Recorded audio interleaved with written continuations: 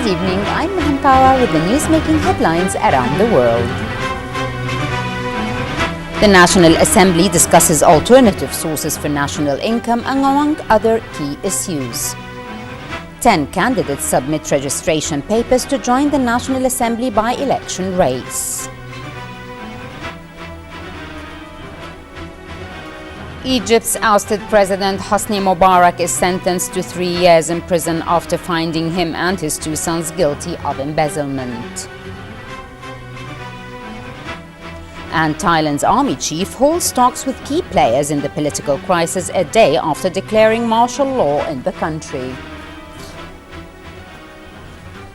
In our first item, Bismillah ar-Rahman ar-Rahim, His Highness the Emir Sheikh Sabah Al-Ahmed Al-Jaber Al-Sabah received this morning at Bayan Palace His Highness the Crown Prince Sheikh Nawaf Al-Ahmed Al-Jaber Al-Sabah.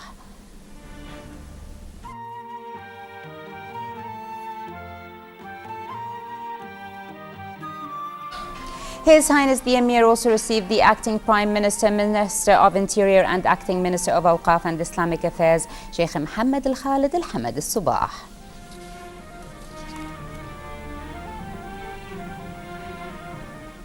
His Highness the Emir Sheikh Sabah Al-Ahmed Al-Jaber Al-Sabah received today the credentials of the newly appointed ambassadors of the Kingdom of Swaziland to the State of Kuwait, Mlandi Dlamini, and the ambassador of the Islamic Republic of Iran to the State of Kuwait, Ali Reza Anayati. The ceremonies were attended by the Minister of State for Cabinet Affairs, Acting Minister of Justice and Acting Foreign Minister Sheikh Mohammed Abdullah Al-Mubarak Al-Sabah, the Undersecretary of the Emiri Diwan Ibrahim Mohammed Al-Shatti, Director of His Highness the Emir's Office Ahmed Fahd Al-Fahad, Advisor at the Emiri Diwan Mohammed Abdullah Abu Al-Hassan, Chief of the Emiri Protocol, Sheikh Khalid Al-Abdullah Sabah Al-Nasr Al-Sabah, Director of the Foreign Ministry Protocol Department, Ambassador Dari Ajran Al-Ajran, and Commander of the Emiri Guard, Major General Abdullah Nawaf Al-Ahmed Al-Sabah.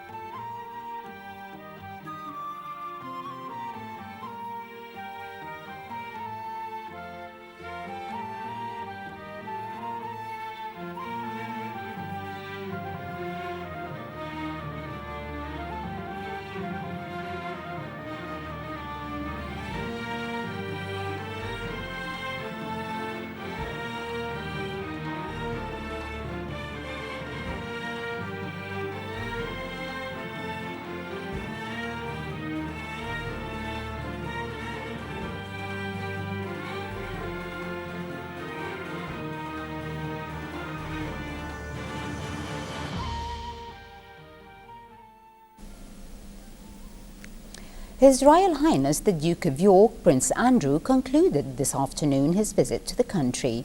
The Duke was seen off at the airport by the head of the accompanying mission of honor, Governor of Al-Ahmadi, Sheikh Fawaz Al-Khalid Al-Hamad Al-Sabah.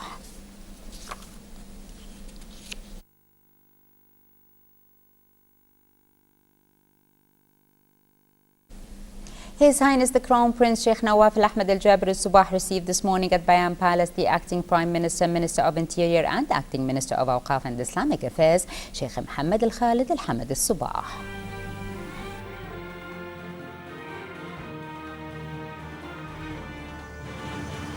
His Highness the Crown Prince also received the Deputy Prime Minister and Minister of Commerce and Industry, Dr. Abdel Mahsen Mitaj Al-Mitaj.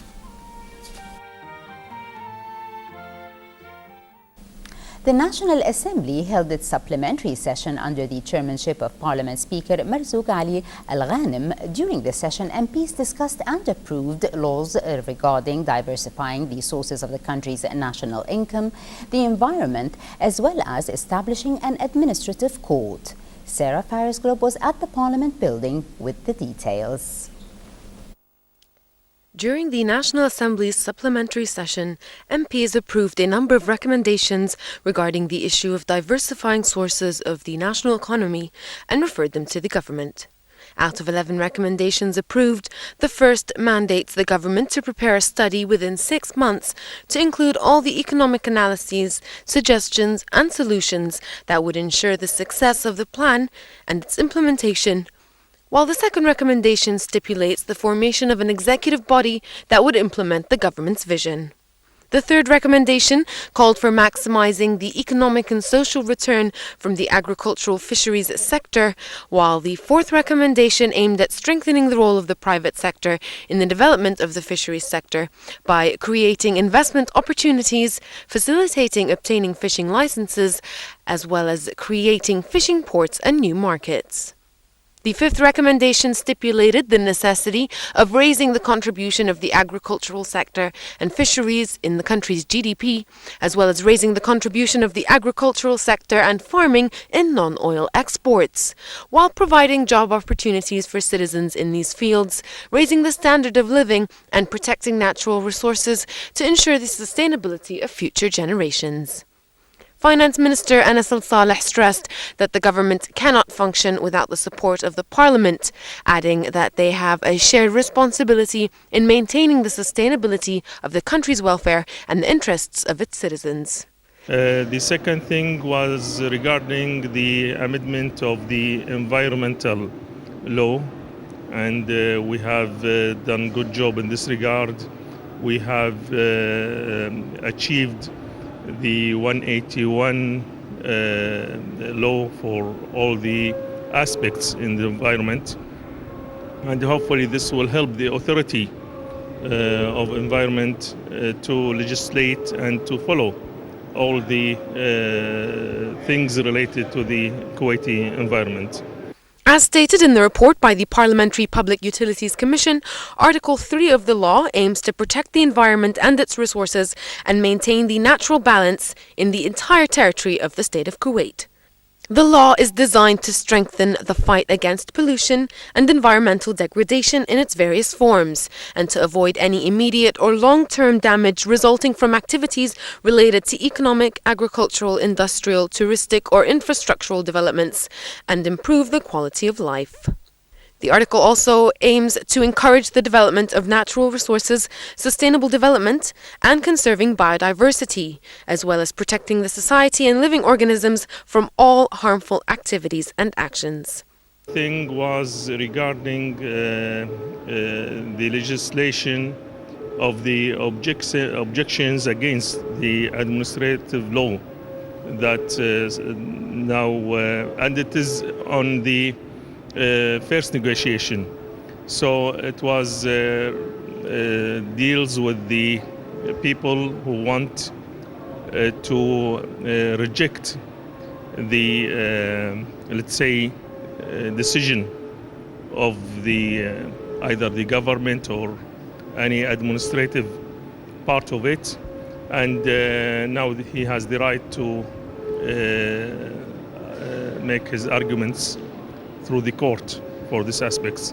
So these are the main three things that we dealt today with them, and hopefully it will help the Kuwaiti government and also the MPs to, inshallah, for the further achievements and better performance.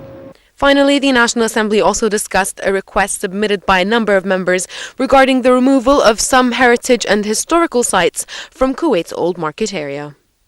During the National Assembly's supplementary session this week, members of Parliament discussed several issues, including continuing discussions on alternative sources of national income as well as the housing laws, in addition to issues pertaining to the environmental law, preserving heritage sites in the country, and the administrative court. From the National Assembly building, this is Sarah Glubb reporting for English News. His Excellency, the First Deputy Premier and Foreign Minister Sheikh Sabah Al-Khalid Al-Hamad Al-Sabah met in Berlin today with the Political and Security Advisor to the German Chancellor Christoph Heusegeln. Talks in the meeting covered bilateral relations as well as the political situation on the regional and international arenas. The First Deputy Premier and Minister of Foreign Affairs is due to hold talks today with his German counterpart Frank Wallensteiner to discuss means of boosting cooperation between the two countries, in addition to other regional and international issues of mutual interest. Sheikh Sabah Al Khalid arrived in Berlin yesterday on an official visit which will be followed by a similar visit to the Netherlands to mark the 50th anniversary of the establishment of relations between Kuwait and those two countries. His Excellency, the Deputy Premier and Minister of Defense, Sheikh Khalid Al-Jarrah Al-Sabah, renewed Kuwait's commitment to the issues of Asia by extending support for its development and fostering regional peace, along with provisions of assistance to the economies and development projects of the Asian countries. This came in the speech delivered by Sheikh Khalid Al-Jarrah Al-Sabah at the 4th Summit of Interaction and Confidence Building in Asia, currently convening in Shanghai in the People's Republic of China. The Deputy Premier and Minister of Defense said Kuwait's participation in this summit conference came out of its belief in the importance of such groups and in the collective efforts for upgrading cooperation among countries of the region, which will serve their common interest and create more economic opportunities to enhance the battle against poverty. Sheikh Khalid Al-Jarrah Al-Sabah said international cooperation was one of the most effective tools to overcome the problems and to consolidate peace and prosperity. He also referred to the role being played by Kuwait Fund for Arab Economic Development, which is financing the infrastructure projects in the Asian countries. The Deputy Premier and Minister of Defense also asserted that Kuwait is giving special attention to the environment that is witnessing the threat of climate change and therefore will be in the forefront of the countries that will take necessary measures for its protection. The Election Affairs Department at the Ministry of Interior concluded the second day of candidate registration for the National Assembly by-election, which will span over 10 days, concluding on May the 29th. The elections will be carried out in the same way as the main polls held for the current Assembly, elected in July 2013. Sarah Faris Globe was in Shuwaykh and has this report. The Ministry of Interior has closed its doors for the second day of candidate registration for by-elections to fill the seats that fell vacant after 5 MPs resigned, with the date of the election scheduled for the June 26th, just 2 days before the start of the holy Muslim fasting month of Ramadan. Yes, today we conclude the second day of registration for the supplemental parliament election. Today we registered 10 candidates, all males. There is no female for the second day. So the total yesterday and today, 24 candidates, 23 male and 1 female. On the second day of registration, a total of 10 candidates nominated themselves. They were all male and no females, with 5 in the 2nd constituency, 2 in the 3rd constituency, and 3 in the 4th constituency. The by-election will be carried out in the 2nd and 3rd constituencies with 2 seats each to fill, and finally 1 seat from the 4th constituency. Kuwait is a very fortunate country, but it requires more legislation, regulations and transparency regarding the laws and the constitutions. So we try to exert our efforts as much as we can, according to our constitutional rights, to push for these issues. The Interior Ministry reminded that candidates wishing to contest the by-election should be Kuwaiti by birth, at least 30 years of age, not have a criminal record, and know how to read and write Arabic. The Election Affairs Department at the Ministry of Interior has just concluded the second day of election registration for the National Assembly supplementary elections that will be held on June 26, with a total of 10 candidates registering by the end of the day. From the Election Affairs Department in Shuwaykh, this is Sarah Gleb reporting for English News. In Egypt, a Cairo court convicted ousted Egyptian President Hosni Mubarak of embezzlement today and sentenced him to 3 years in prison. The graft case against Mubarak is one of 2 against the former president, who is being retried over the killings of hundreds of protesters during a popular uprising that ousted him in 2011. Mubarak's 2 sons, Jamal and Ala, were also convicted of graft and sentenced to 4 years in prison, each in the same case. The three Mubaraks were convicted of charges that they embezzled millions of dollars worth of state funds in over a decade towards the end of Mubarak's rule. The funds were meant for renovating and maintaining presidential palaces, but were instead spent on upgrading the family's private residences. Clashes between Yemen's army and Houthi rebels left dozens of people dead in the city of Amran. Local officials say as many as 30 rebels and at least 8 soldiers were killed in the fighting. Dozens of other combatants were wounded in the gunfire as the clashes reportedly broke out after rebels attacked an army position in the area. The Houthis have fought the central government in the capital Sana'a for years, complaining of marginalization under former President Ali Abdullah Saleh, who was ousted in 2012 following a year of protests. The militant group Boko Haram are accused of killing at least 17 people in an attack on a village in northeast Nigeria today. The attack comes a day after 118 people died in a double bombing in Host last night, also blamed on Boko Haram. Last night's explosions targeted a terminus market and went off around 30 minutes apart, setting fire to the entire venue. The first blast was a suicide car bomb, while the second was caused by an improvised explosive device in a separate car. Coordinator for the National Emergency Management Agency in Alagarno says the death toll now stands at 118, but could rise as they are still searching through smoldering debris for more bodies.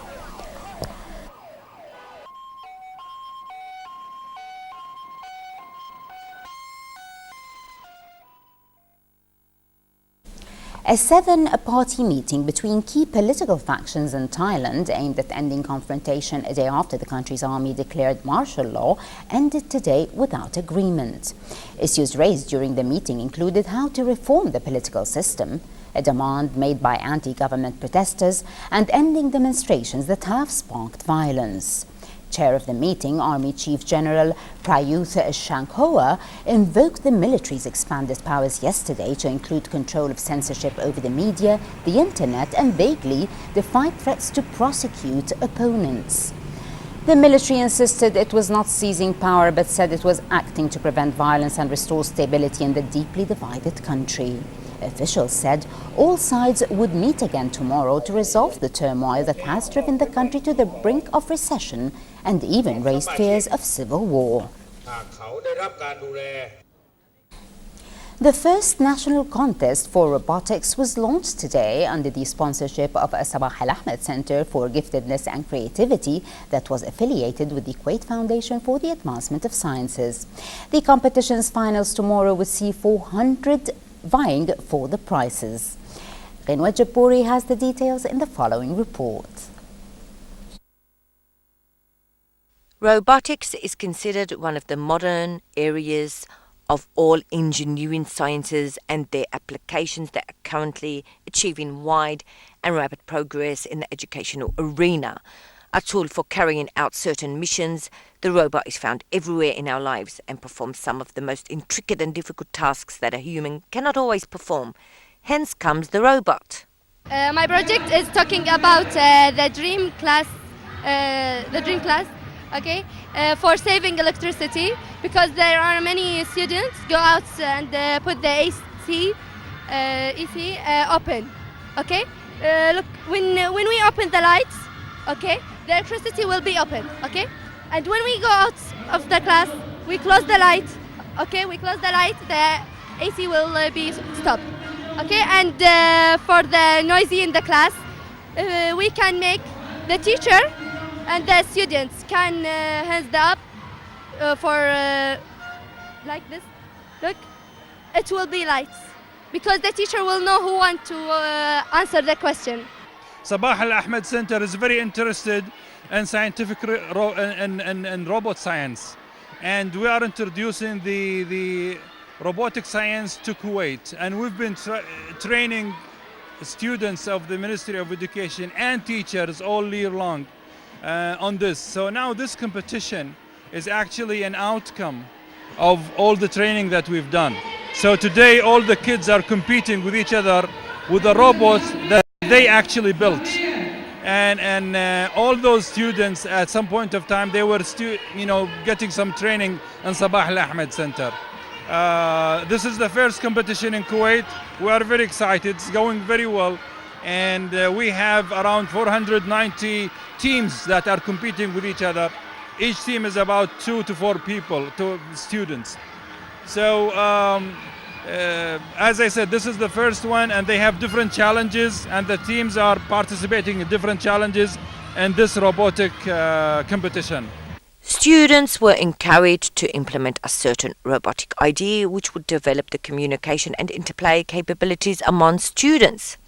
Further, the competition allowed and encouraged students to think, design and create based on simple rules and regulations which the student learned and used as an approach for learning the basic principles in engineering sciences through combining between a design and a practical application. Indeed, all students presented ideas that are forward-thinking, modern and remarkably creative. This robot is a portrait of like a mailman. It delivers the red cubes to the yellow position. It uses the servo motor. The servo motor will move this way so it can push the boxes. We are living in a modern world.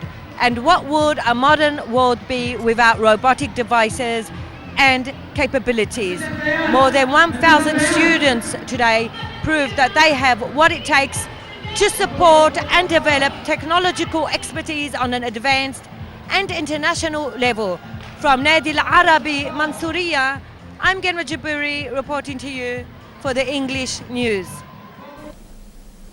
The first forum of the project to promote principles of self-confidence took place at the Abdullah Al-Jaber High School with the participation of more than 60 schools supervised by the Supreme Consultative Committee of the Amiri Diwan, the Ministry of State for Youth Affairs and the Ministry of Education. Here is more on the event in this report with Salim Al-Kendari.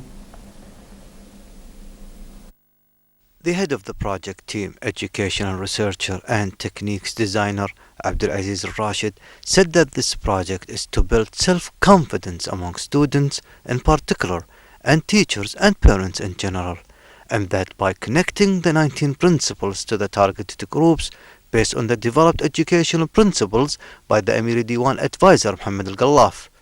The project or the event, as you know, is mainly about students and how to motivate them and to create this self-confidence. And this is actually going to be happen through the motivation and the stimulation of their talents, abilities and potentials. And the main reason is to make use of their abilities, to teach them how to trust themselves, their skills and their talents through different fields. And if you have a look, you will find that we have some artists, those who are good at painting and others who are really good at playing music. So this is the main reason and the main goal of our event, that is to encourage those students and to make people aware of how important it is to help our students to have such self-confidence so as to be motivated for good future and good future actions. We actually just expect such a positive energy here around us, and we're all just here to have fun and prove positive things. Well, I would just like to see other students show their talents and do what they love to do. So that's all that matters. If you do whatever you love to do and you're happy with it, just do it. The idea for the forum is based on the talents of the students, such as sport talents, visual intelligence, photography, drawing or sound intelligence, in addition to various other talents that can be improved through building self-esteem and confidence. The main idea of this project is to help students to build their self-esteem and motivate them and encourage them in order to accomplish and show their talents. From Abdullah Al-Jaber High School, this is Salim Kendari reporting for the English News. And finally, moving to the local financial news, where for the third day in a row, the three main indices of Kuwait Stock Exchange were mixed by the end of today's trading session, with the price index dropping by 1 point to reach 7,378 points. The KSX 15 index, however, gained 3 points and settled at the level of 1,194 points. The share of the Arkan Al Kuwait Real Estate Company was the top gainer of the day, while that of the International Financial Advisors was the top decliner. For a chance to see our reports again, please visit our YouTube channel at MOI Kuwait News. Well, with that, we conclude our news bulletin. Thank you for joining us. Have a pleasant time. I'm Maham Tawa. Before we go, we remind you once again of our main top stories. National Assembly discusses alternative sources for national income among other key issues. 10 candidates submit registration papers to join the National Assembly by-election race. Egypt's ousted President Hosni Mubarak is sentenced to 3 years in prison after finding him and his 2 sons guilty of embezzlement. And Thailand's army chief holds talks with key players in the political crisis a day after declaring martial law in the country. Have a very good evening.